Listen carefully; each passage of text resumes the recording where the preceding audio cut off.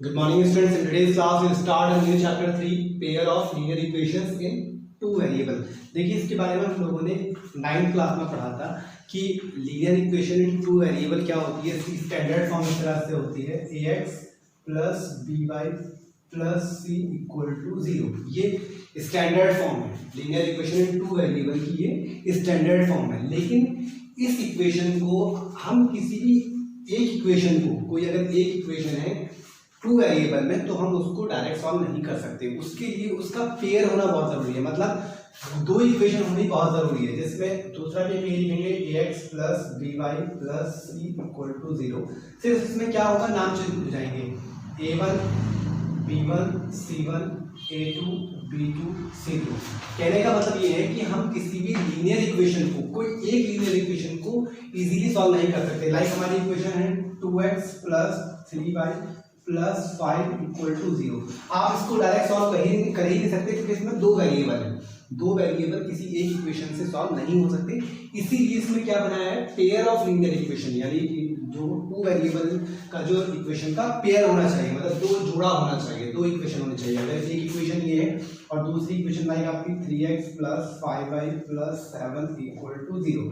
अगर आपके पास दो इक्वेशंस हैं तो फिर आप जो है उसको सॉल्व कर सकते हैं। ठीक है, अब उसके मेथड्स क्या है, मतलब किस तरह से हम किस किस तरीके से उसको सॉल्व कर सकते हैं, वही हम सीखेंगे। तो a1 मतलब ये है कोफिशिएंट ऑफ x, मतलब जो होगा वो a1 है, कोफिशिएंट ऑफ y जो है वो b1 है, और कांस्टेंट टर्म जिसे हम बोलते हैं वो 5 है। जैसा कि आप लोगों ने अपनी प्रीवियस क्लास यानी 9th क्लास में भी पढ़ा था। ये a2 मतलब 3 है, b2 मतलब 5 है, c2 मतलब 7 है। वो a1 b1 c1 a2 b2 c2 इसलिए नाम दिया गया क्योंकि दो इक्वेशन के अलग अलग जो है वो कोफिशिएंट्स हैं, इसलिए उनको a1 b1 c1 a2 b2 c2 नाम दिया गया है। ठीक है, तो अब हम ये सीखेंगे कि अगर दो इक्वेशन है तो हम दो इक्वेशन को किस किस तरह से सॉल्व कर सकते हैं। मतलब इक्वेशन टू वेरिएबल को सॉल्व करने के क्या क्या मेथड है, एक है elimination method, substitution method, cross multiplication method और ग्राफिकल मेथड। तो सबसे पहले जो हम डिस्कस करेंगे, हम चारों मेथड से सीखेंगे, लेकिन सबसे पहले जो हम डिस्कस करेंगे वो एलिमिनेशन के बारे में डिस्कस करेंगे। ठीक है, एलिमिनेशन मेथड क्या होता है, मतलब किस तरह से एलिमिनेशन मेथड से हम two pair of linear equation को सॉल्व कर सकते हैं। मतलब सॉल्व करने का मतलब ये कि x और y की वैल्यूज फाइंड करनी होती है। ठीक है, x और y की वैल्यूज किस तरह से हम जो एलिमिनेशन मेथड के थ्रू फाइंड कर सकते हैं। तो पहले हमारा क्या मेथड पड़ेगी, elimination method. Okay, find the value of x and y, मतलब x और y की वैल्यू निकालनी है। दो लीनियर इक्वेशन का पेयर दिया हुआ है, आपको एलिमिनेशन मेथड से x और y की वैल्यूज फाइंड करनी है। देखिए हमारी ये इक्वेशन नंबर 1, इसको नाम दे देते हैं, और ये हमारी रहेगी इक्वेशन नंबर 2, इनको नाम दे देते हैं इक्वेशंस को। ठीक है, देखिए एलिमिनेशन मेथड में हम क्या करते हैं कि जो इनके कोफिशिएंट्स हैं, यानी कोफिशिएंट ऑफ, इसमें देखिए कोफिशिएंट ऑफ x 3 है, इसमें कोफिशिएंट ऑफ y 4 है, ये कांस्टेंट टर्म है। और ये क्या है, कोफिशिएंट ऑफ x यहाँ पर 2 है, यहाँ कोफिशिएंट ऑफ y -2 है, यहाँ कांस्टेंट टर्म 2 है। अगर हमें एलिमिनेशन मेथड से सॉल्व करना है तो या तो दोनों इक्वेशन की कोफिशिएंट ऑफ x की, मतलब कोफिशिएंट ऑफ x एक जैसे हो, या फिर कोफिशिएंट ऑफ y एक जैसे हो, क्योंकि उसको कैंसिल करना है हमें, यानी हमें दोनों इक्वेशन को सब्ट्रैक्ट करना होता है। ठीक है, तो हम क्या करेंगे, इसके लिए हमें क्या करना पड़ेगा, यहाँ पर कोफिशिएंट ऑफ x 3 है, यहाँ पर कोफिशिएंट ऑफ x 2 है, यहाँ पर कोफिशिएंट ऑफ y 4 है, यहाँ पर कोफिशिएंट ऑफ y 2 है। एक काम करते हैं, दोनों के कोफिशिएंट ऑफ x को इक्वल कर देते हैं, एक जैसा कर देते हैं। उसके लिए हमें क्या करना पड़ेगा, इक्वेशन नंबर 1 है, पूरी इक्वेशन के अंदर हमें 2 से मल्टीप्लाई करनी होगी, क्योंकि 2 3 6 हो जाएगा, और इसको भी 6 बना लेते हैं। अगर मैं 3 और 2 का एलसीएम लूं, अगर मैं 2 और 3 का एलसीएम लूं तो 2 1 2 3 ऐसे रहेगा, देन 3 1 3 2 3 6, एलसीएम 6 आ रहा है। इस तरह से आप आसानी से पता लगा सकते हैं कि मैं 2 और 3 को एक जैसा किस नंबर से मल्टीप्लाई करूं कि जिससे कि 2 और 3 एक जैसे टर्म, एक जैसे कोफिशिएंट्स हो जाएं। यहाँ पर 3 है, यहाँ पर 2 है, तो मैं दोनों को क्या बनाने जा रहा हूँ, दोनों को 6 बनाने जा रहा हूँ। ठीक है, तो इसको 6 बनाने के लिए 2 से मल्टीप्लाई करनी पड़ेगी, इसको 6 बनाने के लिए 3 से मल्टीप्लाई करनी पड़ेगी। लेकिन आप मल्टीप्लाई जो करेंगे वो सिर्फ इसी टर्म से नहीं करेंगे। अगर आप 2 से मल्टीप्लाई कर रहे हैं तो इसकी तीनों टर्म में 2 से मल्टीप्लाई होगी। अगर यहाँ पर आप 3 से मल्टीप्लाई करें तो तीनों टर्म में 3 से मल्टीप्लाई होगी। तो ये आपको हो जाएगा 2 3 6x plus 2 4 8y equal to 2 5 2 10 2 20। तो ये आपका हो जाएगा 3 2 6x और 3 2 6 यानी माइनस का 6y इक्वल टू 3 2 6।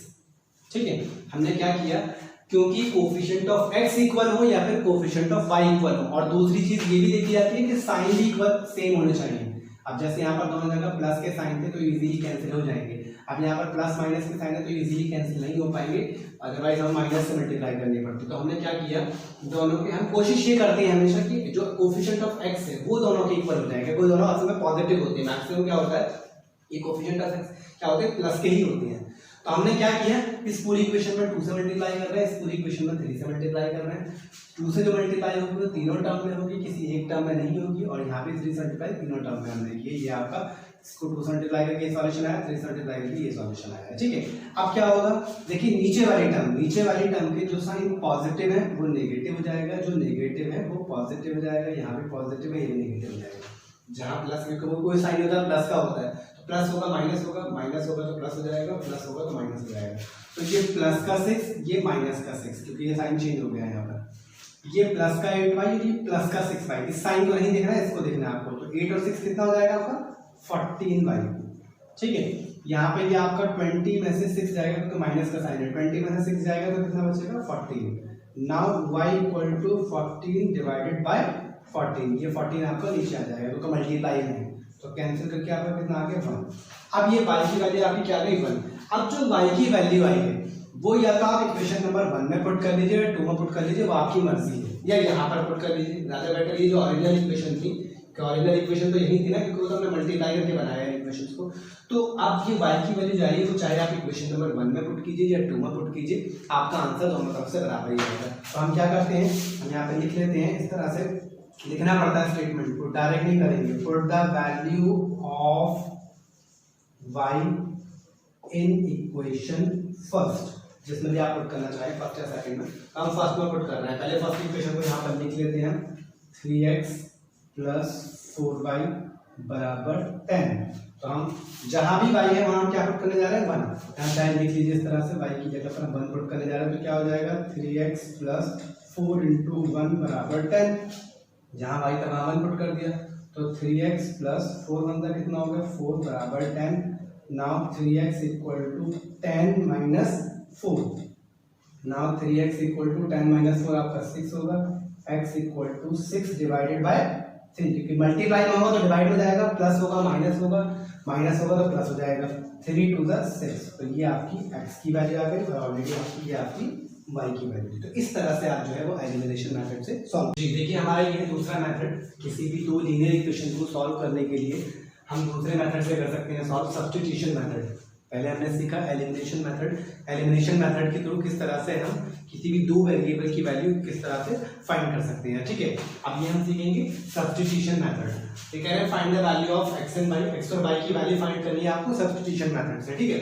देखिए आपके पास दो इक्वेशन है, एक इक्वेशन ये है और एक इक्वेशन ये है, ये इक्वेशन नंबर 1 है और ये इक्वेशन नंबर आपकी 2 है, ठीक है। क्योंकि यहाँ पर दो वेरिएबल है, ये s एंड t, यहाँ भी s और t, तो दो वेरिएबल को जरूरी नहीं है कि x y की ही फॉर्म में हो, कोई भी अल्फाबेट हो सकता है इंग्लिश का, ठीक है। तो दो वेरिएबल है यहाँ पर s minus T equal to 3 और ये आपका फ्रैक्शन में दी हुई है, ये इक्वेशन आपकी फ्रैक्शन में है, यानी s upon 3 plus t upon 2 equal to 6। Solve कर सकते हैं, एलसीएम ले लीजिए, 2 3 6, 2 की s से मल्टीप्लाई करेंगे 2s प्लस 3 की t से मल्टीप्लाई करेंगे आपका 3t इक्वल टू 6। मैंने क्या किया है, इन दोनों की मल्टीप्लाई कर दी, 3 टू द 6, एलसीएम ले लिया है, तो एलसीएम लेके सॉल्व कर रहा हूँ। 3 to the 6, 2s and 3t equal to आपका क्या चल रहा है 6 चल रहा है। अब हम यहाँ पर नेक्स्ट स्टेप में क्या करेंगे, 2s plus 3t equal to 6 की 6 से हम मल्टीप्लाई कर देंगे, यानी 6 6 36। ये आपकी इक्वेशन हो गई, ठीक है। ये आपकी हो गई सेकंड इक्वेशन। इस तरह से आप जो है किसी भी इक्वेशन को अगर कोई फ्रैक्शन पे दिया हुआ है तो अगर आपको सिंपल करना है तो आपको इस तरह से एलसीएम लेके सॉल्व कर सकते हैं। तो अब आपकी इक्वेशन नंबर 1 ये है और इक्वेशन नंबर 2 ये है। देखिए सब्स्टिट्यूशन मेथड होता क्या है कि हम किसी भी एक वैल्यू को या तो वेरिएबल s या फिर वेरिएबल t या तो इन टर्म्स ऑफ s में करेंगे या इन टर्म्स ऑफ t में करेंगे। मतलब जैसे हमारी इक्वेशन हम फ्रॉम फर्स्ट की बात करते हैं, मतलब हम कोई भी इक्वेशन लेके बात कर सकते हैं, इक्वेशन नंबर 1 या इक्वेशन नंबर 2 किसी भी इक्वेशन को लेकर बात कर सकते हैं। अगर मैं इक्वेशन नंबर 1 को लेकर बात करता हूँ तो मैं लिखूंगा फ्रॉम इक्वेशन फर्स्ट, ठीक है। तो यहाँ पर पहले हम लिखेंगे s minus T equal to 3। पहले हम s को यहीं पर रखते हैं, 3 के पास जाकर t को शिफ्ट कर देते हैं, तो ये आपका जो है s की वैल्यू आ गई। मतलब एग्जैक्ट वैल्यू नहीं है, इन टर्म्स ऑफ s में हमने जो है इसको कन्वर्ट कर दिया, ठीक है। s equal to 3 plus T. तो ये जो s की वैल्यू आई है वो ऑल्टरनेट इक्वेशन में, यानी क्योंकि आपने इक्वेशन नंबर 1 को लिया था तो s की वैल्यू जो है वो इक्वेशन नंबर 2 में पुट कर देंगे। 1 में पुट नहीं कर सकते क्योंकि हमने इक्वेशन नंबर 1 को ही लेकर किया है, तो हम इक्वेशन नंबर 2 में पुट कर देंगे। तो यहाँ पे आप लिखेंगे put the value of s in equation second. पहले आप सेकंड को यहाँ लिख सकते हैं, equation number 2s plus 3t equal to 36। ये जो s की वैल्यू है वो हम यहाँ पर पुट कर देंगे, यानी s की वैल्यू 3 प्लस टी, जहां भी s है वहां 3 प्लस टी पुट कर देंगे। बाकी सबको ऐसे लिख देंगे 2 into 3 plus T plus 3t equal to 36। हमने क्या किया, जहां भी s था वहां पर क्या पुट कर दिया 3 प्लस टी, s की जगह 3 प्लस टी पुट कर दिया, ये प्लस 3t इक्वल टू 36 आपका ऐसे रहेगा। अब डिस्ट्रीब्यूटिव प्रॉपर्टी था, दोनों मल्टीप्लाई कर देंगे इसको, यानी 2 3 जा 6 प्लस 2 की t से मल्टीप्लाई करेंगे 2t, दोनों से मल्टीप्लाई होती है, ठीक है, प्लस 3t इक्वल टू 36। तो ये 3t प्लस 2t आपका कितना हो गया 5t इक्वल टू 36 माइनस 6, ये 6 हो जाएगा माइनस हो जाएगा, 36 के पास जाकर ये वाला 6 माइनस हो जाएगा, 3t प्लस 2t 5t हो जाएगा। Now 5t equal to 36 minus 6 हो जाएगा आपका 30 and t equal to 30 upon 5। Now 5 6 जा 30, तो t की वैल्यू आपकी कितनी आ गई 6 आ गई। अब जो t की वैल्यू आई है वो आप चाहे इक्वेशन नंबर 1 में या इक्वेशन नंबर 2 में किसी में भी पुट कर लीजिए, वो आपका आंसर इक्वल ही आएगा, ठीक है। तो अगर मैं इक्वेशन नंबर 1 में पुट करता हूं तो इन इक्वेशन यहाँ पे लिखना पड़ेगा आपको put the value of t in equation number 1, put the value of t in equation first. तो फर्स्ट इक्वेशन है आपकी s minus T equal to 3, तो t की जगह पर आपको 6 पुट करना है, तो s minus 6 equal to 3, now s equal to 3 plus 6, now s equal to 9, तो ये आपकी s